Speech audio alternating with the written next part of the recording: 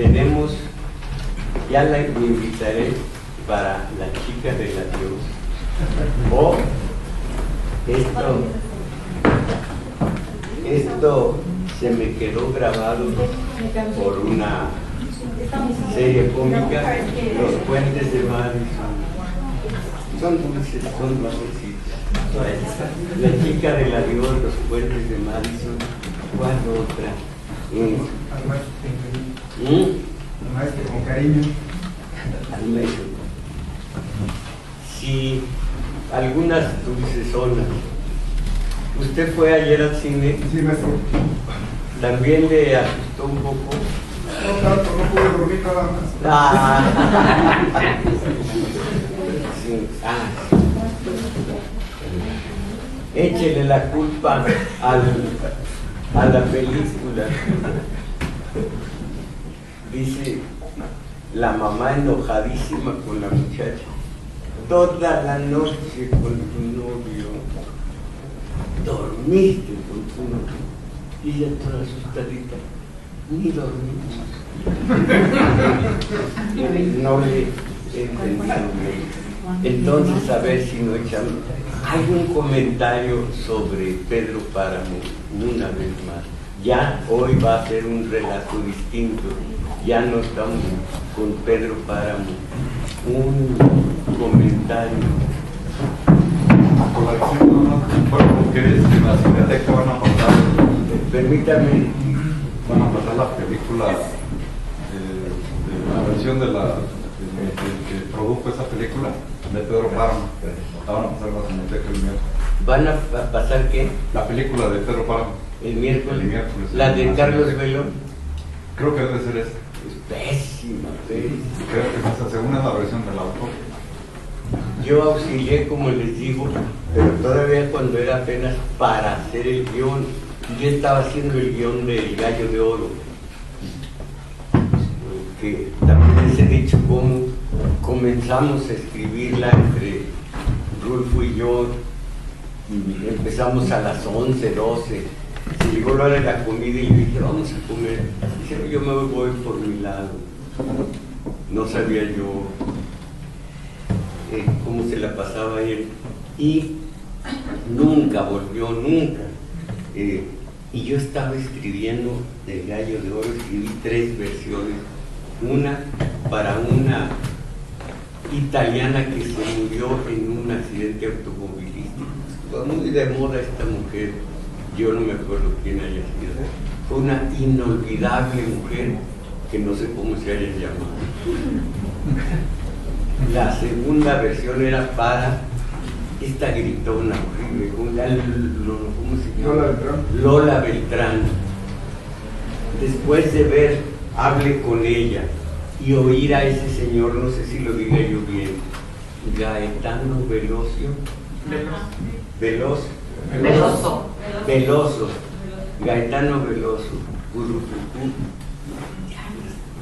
las gritonas estas o los gritones.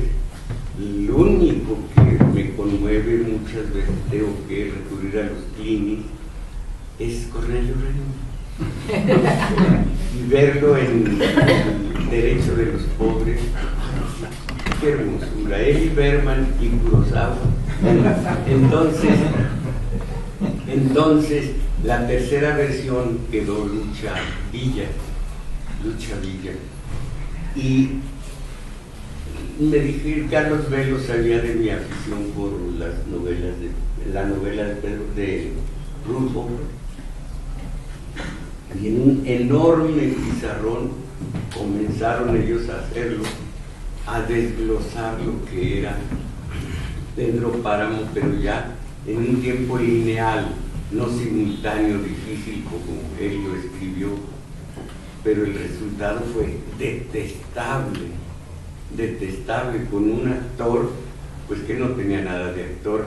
Como actor era un estupendo diplomático, y como diplomático era un buen actor, no era nada. John, ¿qué? No. Espéreme, solo cuando usted se juro. Gaby. John Gaby. No, Gaby, sí. Y pésima la película. Me acuerdo de la anécdota esta que dicen de Ronald Reagan. Estaban viendo una película de él cuando era él el actor, todavía no soñaba con la presidencia. Lo vieron, o sea, pésimo actor. Le dijo un tipo a gritos, mejor dedícate a otra cosa. Después todos le reclamaban, ¿ves? Se dedicó a otra cosa, mira cómo nos está yendo en Estados Unidos, en compañía de la Margaret Thatcher. Por cierto, bueno, pero esto ya de teoría política es otra cosa. Entonces nadie tiene algo que decir de Pedro Páramo. Fueron trabajos de amor perdidos nuestros. Sí. Yo me asombraba cómo no podía avanzar demasiado, cuando mucho una hoja, y ahí tenía que quedarme porque no sabía por qué. Ahora veo que gracias a su intervención, por la profundidad, no solo de la atmósfera, sino del sentimiento de cada persona que soy. Alguien más.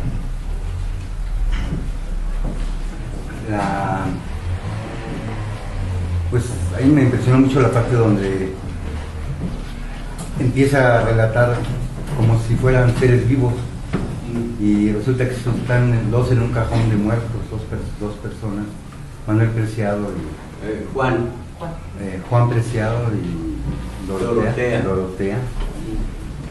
Sí, como que ahí le mueve a uno su realidad mucho. En donde viven los muertos. En donde viven los muertos. Al grado de que Juan le dice, así que tú eres Doroteo. Dorotea, pero a estas alturas es igual, dijo ella. Dorotea.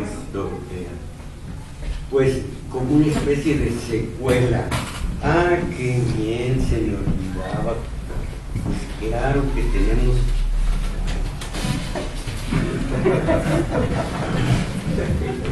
Pero si hasta me cuchilea.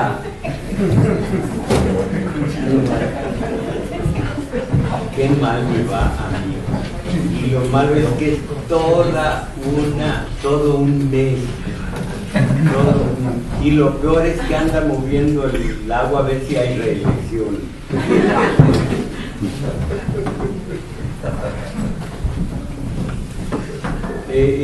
No estuvo usted en Iguala.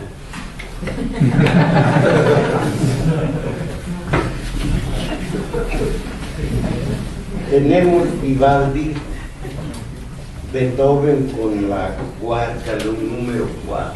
Una vez le pregunté qué maravilla, pero no sabía cuál era el principio de la cuarta. Y le tarareaba y no le atiné bien, pero me dijo usted, pero sigo siendo el rey. No, era el cuarta.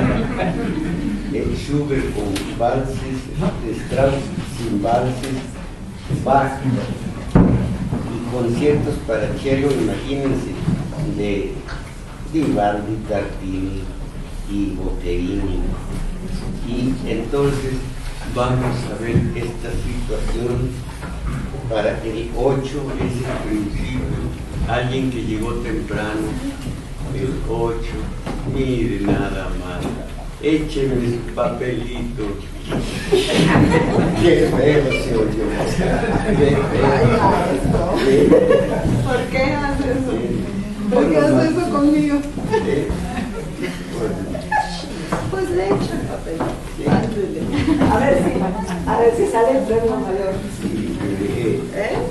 Porque ese es el que quiero. Mire, vamos a hacer la trampa, que somos puros mapaches de 34.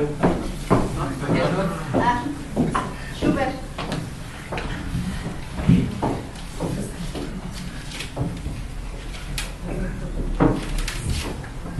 Gracias.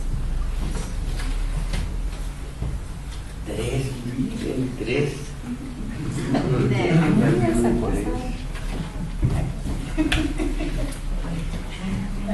Ah, el que guste. Pues, ¿qué le parece Vivaldi? Ah, perfecto. Muchas gracias.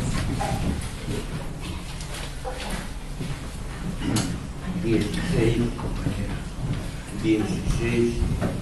Concierto para Shelo. Ah, Shelo va para allá, muy bueno. Gracias.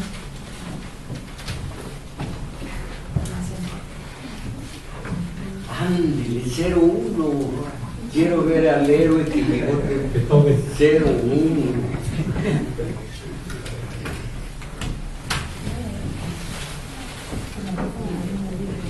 $26 valses. No, pues no, ya, bueno. Ah, sí, no, aquí está Strauss, a lo mejor por el nombre. 19. Yo más. Va para allá. 19.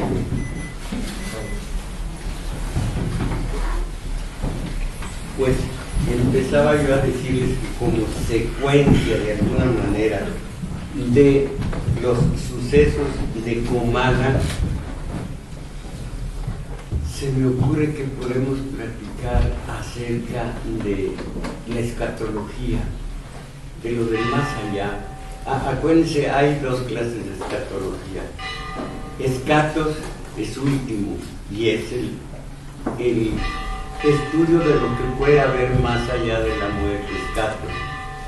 Escatos se refiere a desechos que ya no tenemos que extendernos acerca de eso. Escatos es político mexicano, por decir algo.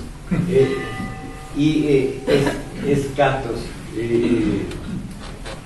el destino último del humano. Y veo como todas las religiones tienen su versión del más allá. Pero alguien dijo la ciencia de la escatología. No tiene nada de ciencia, son doctrinas, son versiones, caen en el pensamiento mágico y son reflejo de un tiempo, de una comunidad, de una cultura, de una fantasía, de una imaginación, de un pensamiento mágico, de una necesidad de creer, de una fe, de una esperanza, necesidad de creer, siempre con un imperativo, el de la moral. La moral según el tiempo y según las circunstancias de que se trate.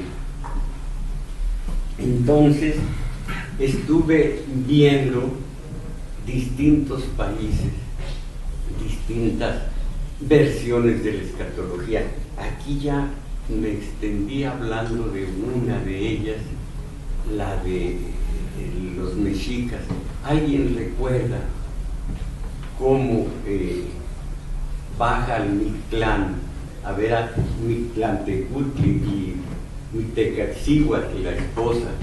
¿Alguien recuerda cuánto tiempo dura el viaje al Mictlán por supuesto, del espíritu, del muerto, del difunto? ¿No se acuerdan? Un día, 2, 3, no, nada. 4 años, maestro. 4 años, exactamente.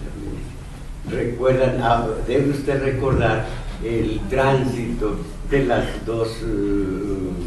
los dos montes que chocan, la llanura, un pantano con un monstruo horroroso y un viento que tiene como navajas, para fin de llegar en 4 años al Mictlán. Esto ya lo vimos vi por allí en una obra extranjera que los mayas tenían, el difunto tenía que pasar por un puente trazado, trenzado, con puro cabello de mujer. Bueno, entonces, empezando con los sumerios le llaman otros, Sumeria, todo esto son nombres para el mismo sitio. este sitio enquistado entre el Éufrates, puede ser Éufrates y Tigres, cerca de Asur, o sea, Asiria, cerca de Babilonia, de donde salió Abraham, Ur de Caldea. Caldea es Sumer, de donde salió Abraham rumbo a la tierra prometida. Entonces,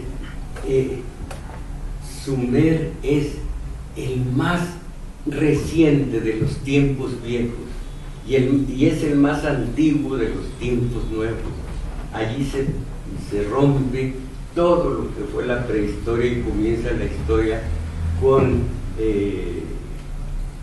testimonios escritos en tablillas de barro, de arcilla, la literatura cuneiforme.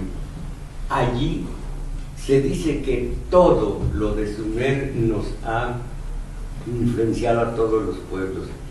Allí el más allá se refería a unos muertos que de alguna manera seguían vivos en la conciencia de la familia. Cuidaban mucho a su muerto, una familia, le daban de comer en determinadas épocas lo que le había gustado al muerto en vida y le llamaban a eso comida del muerto, y dejaron constancia de esta escatología en una estela del buitre o estela de los buitres. Se lee allí lo que era de privilegiado para todos los muertos, el que seguían presentes en la familia en con determinados ritos y demás. Pienso aquí en Mixquic y en tantos sitios. Exactamente lo que entonces ocurre el día de hoy. Y después de eso vinieron otra clase de prácticas, de creencias en lo que se refiere a los muertos.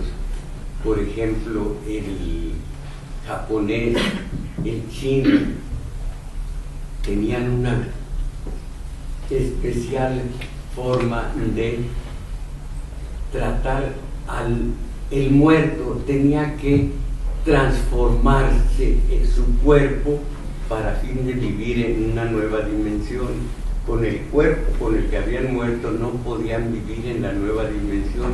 A base de ritos les forjaban, les creaban un cuerpo especial, digamos, sutil, de modo tal que pudiera vivir en la nueva mansión, en la nueva dimensión. En otras versiones tenía que irse a un planeta donde todo era dicha, felicidad, si había sido justo, o a un planeta inferior en donde todo era lo contrario, un infierno si había sido injusto. Y tenían varias maneras de transportarse los espíritus. Entre paréntesis, sin ninguna clase de fobias ni nada por el estilo, la escatología de la Iglesia Católica es la más plana, la más absolutamente falta de imaginación. Me revelo a la idea de que, basados en San Pablo, el cuerpo que tenemos aquí no vale, porque el que vamos a tener después es un cuerpo espiritual.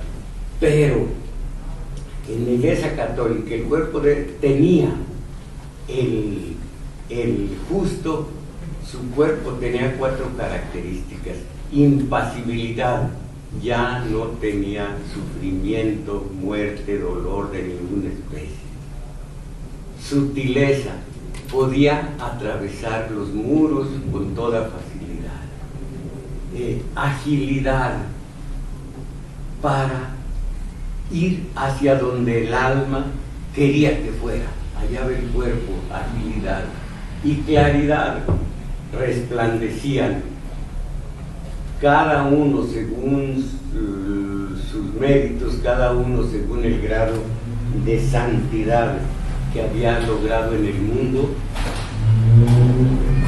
tenía un grado de claridad, eso de que sutileza para cruzar los muros, todo eso se me hace muy baratón. En cambio, otros tenían muchísimo de imaginación.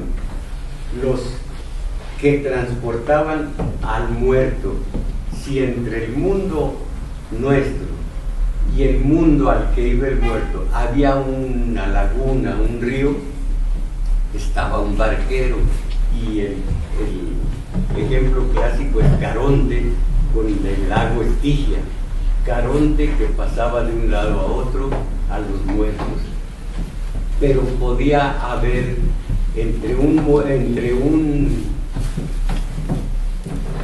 entre este mundo y el otro un gran abismo. Entonces había puente, todo era proporcional. Entonces había que juzgar al muerto, todo era distinto en distinta manera. Unos, por ejemplo, los chinos, los japoneses, tenían jueces.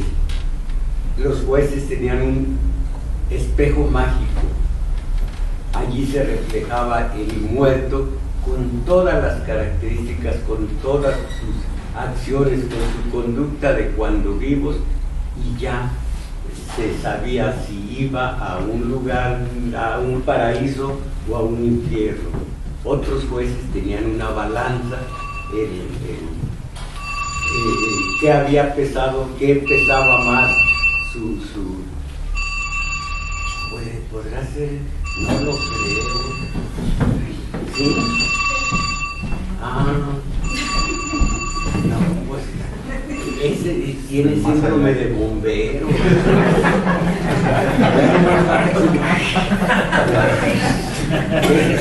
¿Se acuerdan del tubo ese? Lo vieron unas familias. ¿Para qué se tubo? Pues para que rápidamente. Y dice la señora delante de su marido: en mi recámara no pudiéramos poner un tubo. Entonces una balanza, y allí tienen una imaginación más. Había veces en que el mal y el bien estaban pero tan equilibrados en esa balanza que entonces había un tercer mundo, una tercera dimensión, en donde no gozaban pero tampoco sufrían quienes tenían esa equivalencia de bien y de mal. Todo esto se habla también de la mitología del Popol Vuh, que aquí hemos platicado. También ustedes se acuerdan de los 3 pasos, uno de ellos es cuarto paso de los ensayos fallidos para hacer el hombre americano, hasta que lo hicieron de maíz. Ahora, esta escatología tiene 2 ramas: la individual, que es la que estoy platicándoles, y la universal, que es cuando va a terminar para siempre el universo, y cada pueblo tiene también su versión. Ustedes conocen la de los mexicas, que llaman aztecas, el quinto sol. Cuando se terminaba el ciclo del quinto sol, se apagaban todas las hogueras, todos los fuegos, y con miedo esperaban la salida del quinto sol. No salía y sabían que se iba a terminar el universo, pero siempre salía el sol, había una fiesta grande y se generaba nuevo fuego nuevo en todas las casas, y ese fuego duraba hasta el ciclo del famoso quinto sol. Eso es en la escatología del universo, el fin del mundo. impresionante. Ahora yo vi de todas las formas escatológicas de los muertos, vi la que me convence y es hermosa, es la de los mazdeístas, el mazdeísmo, Mazda, la de la Avesta de Zoroastro, que se llama también Zaratustra, con una aclaración de que así hablaba Zaratustra. Zaratustra, desde donde esté, dice: viejo loco, porque se volvió loco, viejo loco, que yo no hablaba así, no tiene nada que ver Nietzsche con Zaratustra, Zoroastro. Esa era una religión hermosa, hermosa, en donde se cruzaba un puente para llegar al otro mundo.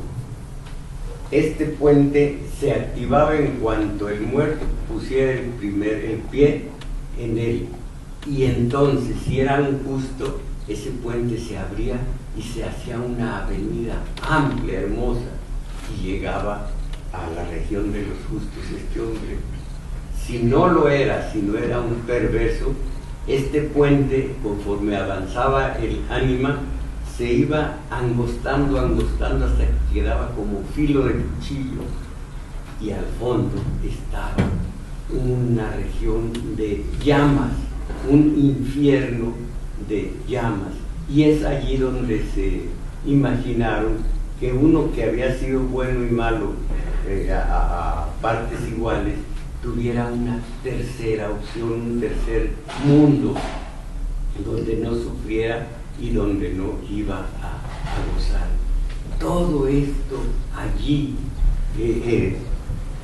hasta el final, que se me hace bello, ya en la escatología que habla del juicio final, que así le dice vamos a decir Zaratustra o Zoroastro, que tiene la Avesta, vamos a decir Zoroastro.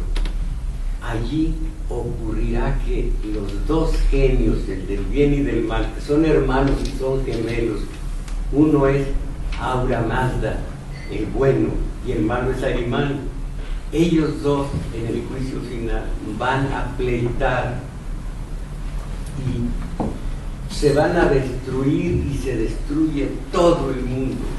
Entonces, en ese juicio final de una religión que todavía 3-4 siglos después de Cristo tenía vigencia, esto después de que se termina el universo con Ahura Mazda y con Ahriman, todos los muertos resucitan, pero con el sacrificio de los dioses se purificaron los muertos de lo que hayan sido de malos, de criminales, de lo que haya habido de injusticia, de maldad, todo será purificado, y esos resucitados todos irán a un mundo en donde, hagan de cuenta, la edad de oro, todo será felicidad, todo será bueno.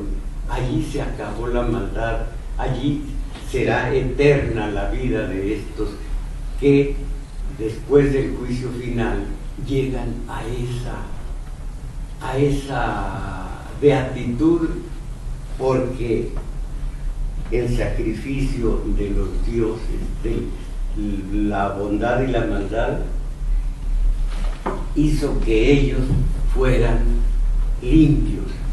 Todo esto lo vemos siglos después. Tiene 5 edades Hesíodo, que también se refiere a esto, el cambio del hombre. Y no sabía yo, digo, esto también medio se columbra en la Biblia.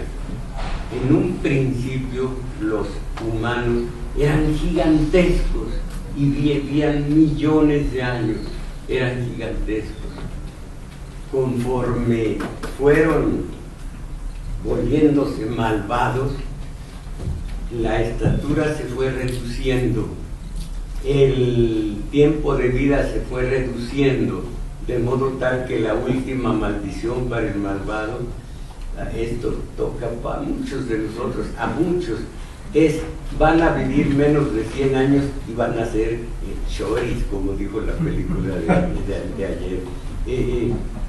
Tener una estatura mínima y no llegar a los 100 años de edad.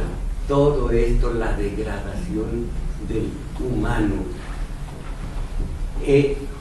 Según, como les digo, la fe, la esperanza, la necesidad de creer del humano, cuántas de estas formas escatológicas que son muy ingeniosas, pero creen en ellas, creen en los distintos vínculos. Por ejemplo, para los japoneses, el rey máximo los juzga, chinos y japoneses. ¿Cómo se llama el rey? Emma se llama. Bueno, y él juzga a los buenos y los malos. Tenemos una de los chinos y japoneses también. Imaginen ustedes, el difunto se enfrenta primero a una montaña gigantesca, después a un llano infinito, solo. Parece que está uno viendo la mitología de los mexicas. Después hay la prueba de los 3 ríos. Para los justos, el primer río tiene un puente, ni peaje ni nada, un puente peatonal de primera para los justos, pasan el río. Para los que tienen lo que la Iglesia Católica se llamaría pecados veniales, los que tienen pecadillos nada más, tienen que pasar el río, pero no es profundo, son distintos ríos. Un río no profundo. Para los malvados hay un río de aguas tempestuosas, con animales, con monstruos horrorosos que tienen que cruzar para llegar al otro mundo, llegar al lugar donde están todos los espíritus. Son cosas, son formas muy distintas, muy creativas, pero como les digo, es un pensamiento mágico que visto desde por acá, en ratos hasta parece infantil, pero siempre hay en la balanza hay un valor único, grande, entero, que es la moral. Ustedes saben, la moral es el valor, la moralidad es la práctica. Moralidad. Todos tienen eso. Si fueron buenas personas y no lo fueron, a escala de una moral única, que es la de ese tiempo y la de esa circunstancia. Lo más impresionante es en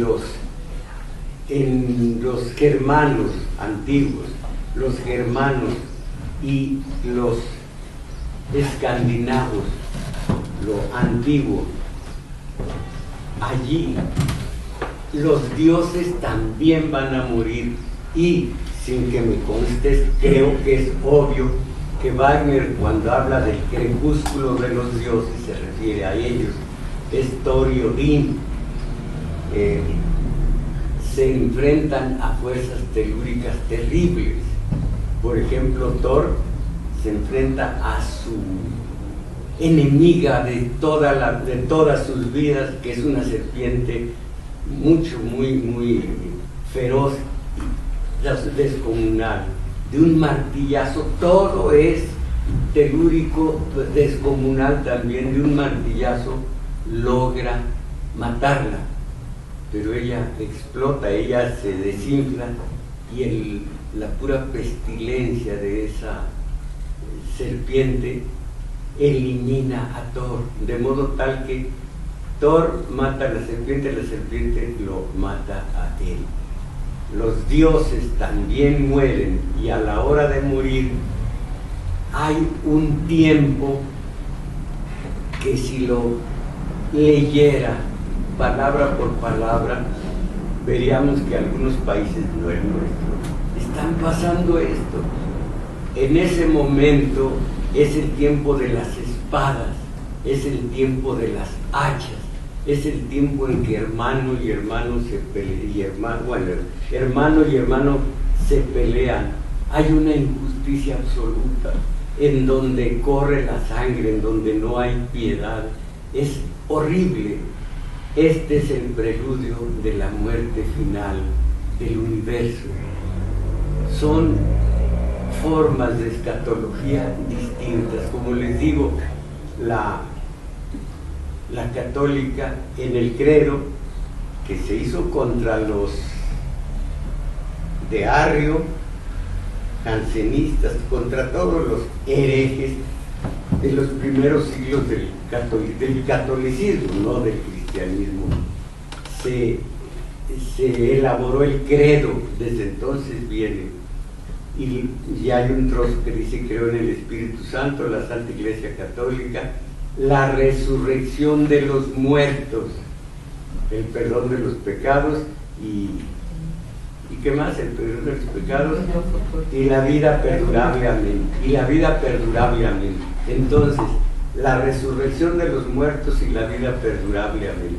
Porque los condenados en cualquiera de estas escatologías también son inmortales, solo que ellos por toda la eternidad van a sufrir no tanto las llamas del infierno, sino la ausencia de Dios. Todo. Entonces, dijo Cristo también: el que cree en mí no morirá aunque se muera, aunque muera, el que cree en mí no morirá, o sea, resucitará. Son unas cuantas referencias, pero de eso se vale la Iglesia Católica para hablar su propia escatología. Pablo dice: tenemos ese cuerpo espiritual con reliquias de lo que fue nuestro cuerpo material. Reliquias, vamos a decir restos. Yo digo, ¿cuáles restos del mío se puede llevar? Puede llevarse el yo que se va, por supuesto, a salvar. ¿Qué pedazo de mi cuerpo irá a sobrevivir en el yo, en el físico mío espiritual? En fin, no me convence casi nada. Dice Job: y el que muera podrá resucitar. Claro que después de que se le aparece Dios, porque este gritó y gritó, ya traía sordo a Dios, entonces empieza aquí enternos del chaquetazo, porque no le dijo nada importante Dios, no le dijo más que esto: tú hiciste el universo, tú entiendes a una divinidad como yo, entonces ¿cuál es tu? Y dijo Job: perdóname esto, ya cambió de principio a fin. Pero antes había dicho Job que el que se muere podrá resucitar. Ahí está la duda de lo de la Iglesia Católica, pero lo compone perfectamente bien. Imagínense, todo su poder de 20 siglos y fracción está en que dijo Jesús en la última cena: lo que ustedes aten allá abajo, acá quedará atado, y lo que desaten quedará desatado. Y tú eres Pedro, y sobre este Pedro edificaré mi iglesia. Con eso es todo en lo que se basa la iglesia para decir: tenemos la llave del paraíso. Y una excomunión para el creyente es la muerte, realmente la muerte espiritual, porque tiene garantizado el infierno y cerradas las puertas de la gloria, nomás por esas frases. He visto muchas versiones escatológicas, y el que mi cuerpo tenga impasibilidad, claridad, sutileza y agilidad, como que Y la claridad mía, pues supongo que no va a ser como la de Norberto Rivera.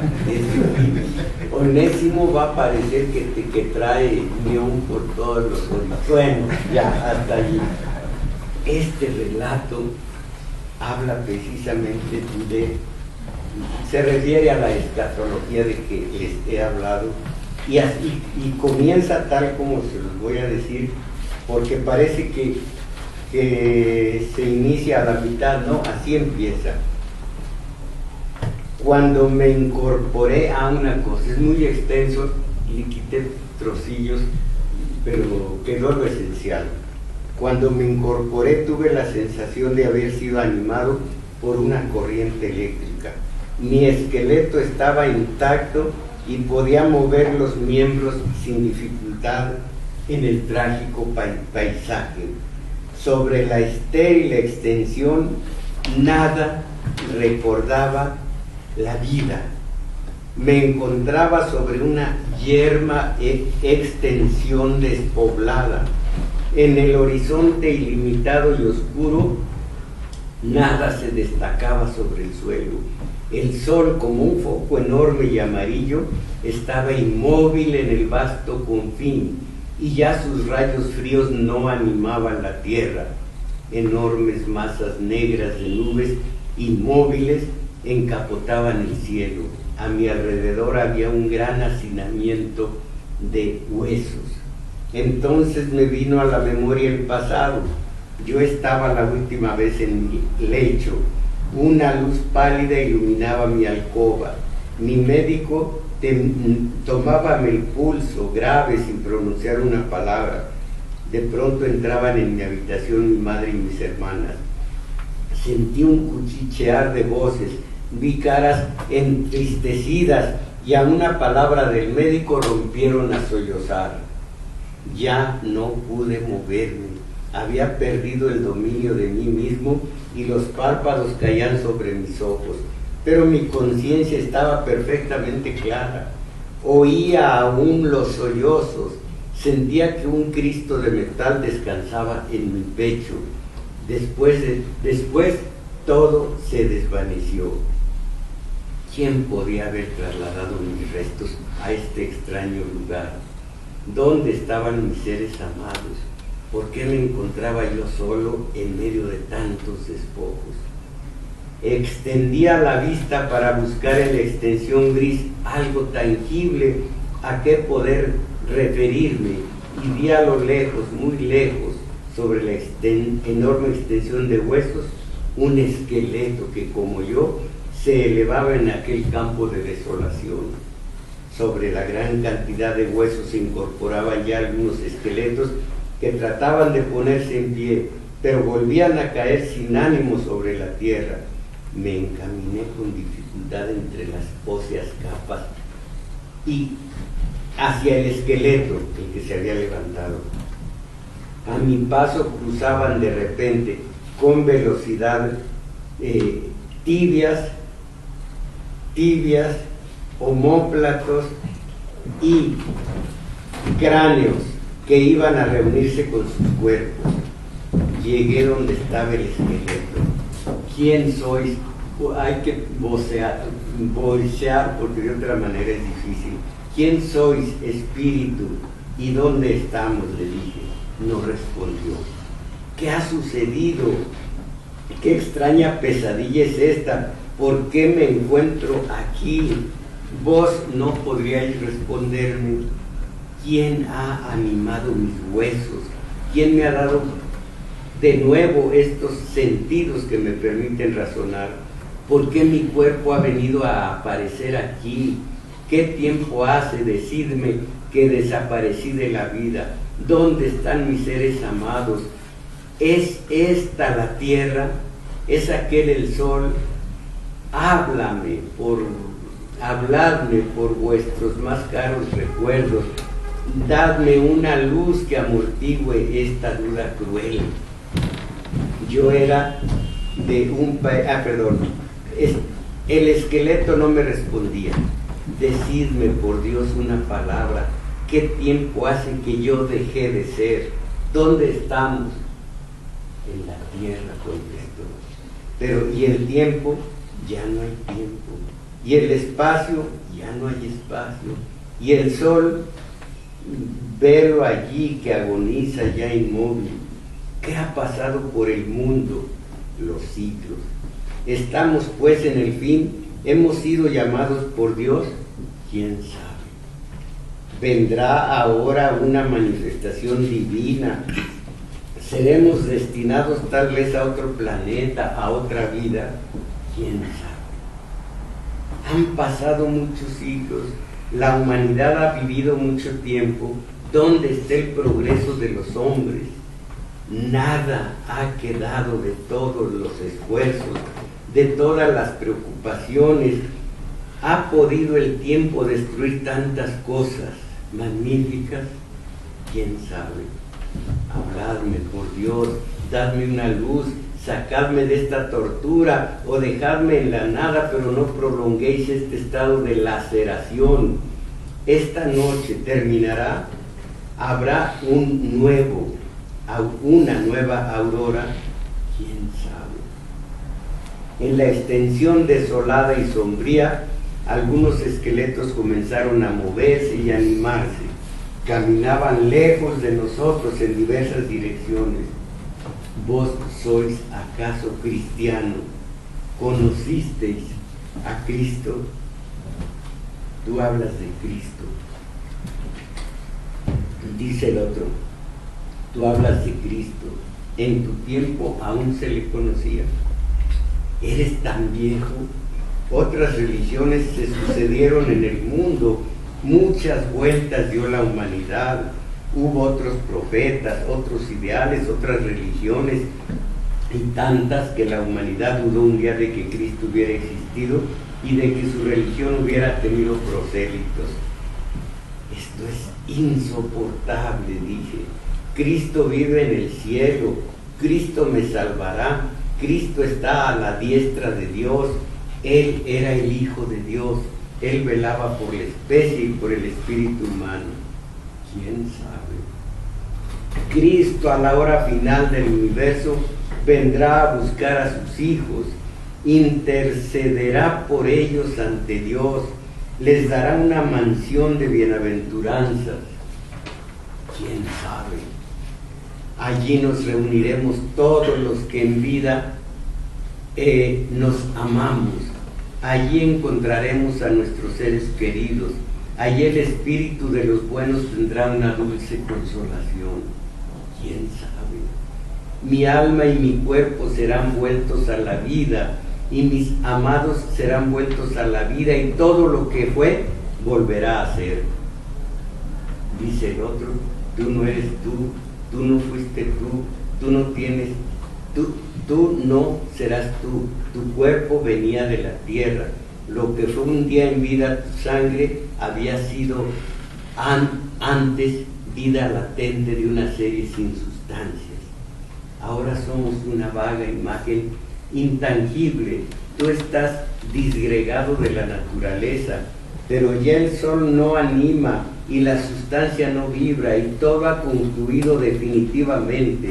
Somos un recuerdo, pero toca tus miembros, busca tus huesos, no encontrarás nada. Y toqué mis miembros y nada era perceptible. Yo era una especie de efluvio, una idea, algo intangible, vago. Pero la humanidad no puede perecer así. Tenemos un fin. Yo soy creyente, yo creo en Dios. Dios era lo que animaba al mundo. Y ya ves que no existe el mundo. ¿Dónde está pues Dios? Dios existe y es eterno. Él velará, Él vendrá por sus hijos. Jesucristo me acompaña. Yo creo que Él vendrá. Él es la esperanza, el áncora de salvación del mundo. Él se sacrificó por los hombres. ¿Quién sabe? Él no puede abandonar a los suyos. Vamos a invocarle, vamos en pos de Él, recemos por Dios, recemos. La oración nos acercará al Creador. Jesucristo oirá nuestras plegarias. El esqueleto quedó un gran momento silencioso, con la calavera inclinada sobre el esternón en desoladora actitud. Yo comencé a rezar, espantado, contrito, poseído por un pavor trágico. Señor mío Jesucristo, Dios y hombre verdadero, creador del cielo y de la tierra, no reces, es inútil. Madre mía, Virgen, ¿dónde estás? ¿Por qué no oyes mis clamores? ¿Por qué abandonas a tu Hijo? ¿Dónde está tu espíritu, tu amor inmenso, tu abnegación y tu martirio? Madre mía, gritaba yo desconsolado, y mi voz se perdía sin eco en la extensión siniestra. No llames, es inútil. Pero, ¿por qué esta tortura? ¿Por qué esta crueldad? ¿Por qué se me ha vuelto a la vida? ¿Por qué esta maldita razón? No protestes, es inútil. Entonces yo me arrodillé a los ojos de aquel raro esqueleto y le dije sollozando con toda la sinceridad de mi alma: escuchadme, vamos en pos de Cristo, invoquemos a Cristo, Él es el único que puede salvarnos, Él no nos abandonará, recemos, Señor, sed piadoso, sed creyente, tal vez por vuestra falta de fe Él no nos escucha. Aunemos nuestra plegaria, creer en Cristo. Y Él, con una tristeza infinita, con una desoladora melancolía, con un desencanto indescriptible, inclinó la apesumbrada calavera y me dijo estas palabras: hermano mío, Cristo soy yo.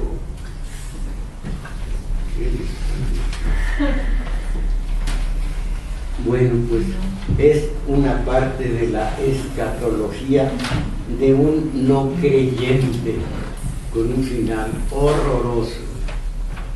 López Velarde tiene este poema hermoso, rimado.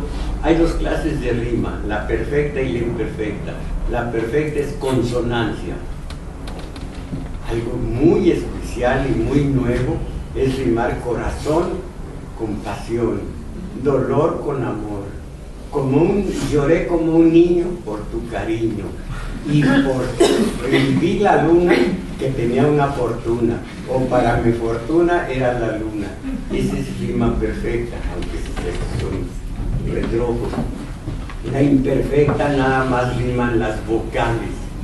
Esta es imperfecta, pero imperfecta no quiere decir mala, sino formas de distinguir. Oigan la atmósfera, piensen en la escatología y uno de los últimos poemas de López Velarde, con las dos líneas finales inconclusas que un poeta le dio una remendadita y quedó. Dice: es el sueño de los guantes negros. Oigan esto: soñé que la ciudad estaba dentro del más bien muerto de los mares muertos. Era una madrugada del invierno y lloviznaban gotas de silencio. No más señal viviente que los ecos de una llamada a misa en el misterio de una capilla oceánica a lo lejos. De súbito me sales al encuentro resucitada y con tus guantes negros. Para volar a ti le dio su vuelo el Espíritu Santo a mi esqueleto.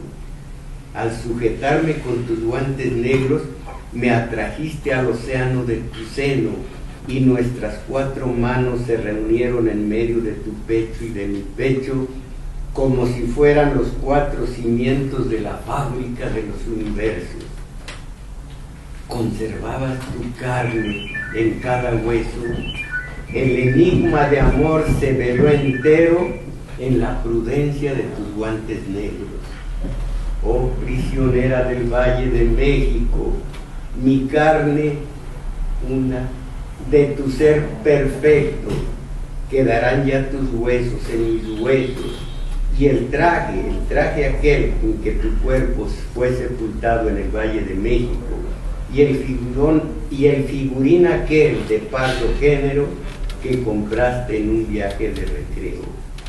Pero en la madrugada de mis sueños, nuestras manos en un circuito eterno, la vida apocalíptica vivieron. Un fuerte ventarrón como en un sueño, libre como cometa, y en su vuelo la ceniza y la hez del cementerio gusté cual rosa entre tus guantes negros. Esto está dedicado a la que fue su gran amor, Josefa de los Ríos, 17 años mayor que él, aunque algunos dicen no fue Josefa de los Ríos, sino una mujer famosa de cerca de Diego Rivera. Pero lo que más se cree es que Josefa de los Ríos fue su gran amor, pero se murió. Y aquí está como López Velarde era un hombre con un temperamento bárbaro hacia la mujer y al propio tiempo católico, pero católico de principio a fin.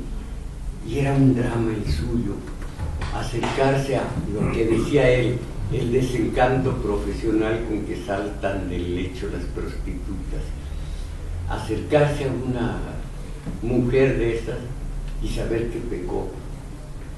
Y su amor limpio era Fuensanta, que así le puso lo que era Dulcinea para Don Quijote, y Fuensanta se murió antes que él, y este es el sueño de los guantes negros, con ellos sosteniendo la fábrica del universo. Es una serie de símbolos hermosos. Imagínense, lloviznaban gotas de silencio, la capilla oceánica a lo lejos, todo es una serie de elementos fantasmales muy bien logrados. Y el total de esta sesión es una escatología de lo que nos espera. Y a ustedes, por si lo dudan, saben que restos de su cuerpo van a completar el cuerpo inmortal cuando lo seamos, que vamos a tener impasibilidad, movilidad, sutileza y claridad. La claridad de ustedes como si fuera parpadea, no parpadea, porque como si estuviera fundiéndose. Pero yo voy a estar con Onésimo y yo nos vamos a dar las contras. Esto hay que tomar un poquito en broma lo que es horroroso, o pienso yo. Tenía 3, 4 años de edad, empezaba yo a decir, cuando caiga el infierno, el tiempo, los tiempos, la eternidad, y me frenaba porque empezaba a sentirme como loco. Será la eternidad, pasa tiempo, el tiempo, y me frenaba. 2 cosas nunca pude y le detuve de aquello, de calcular la eternidad y tratar de ver el sol. Ahora ya no lo veo, nomás trato de taparlo el sol con un dedo. Pues es todo, vámonos a comer, ya es la nueva época.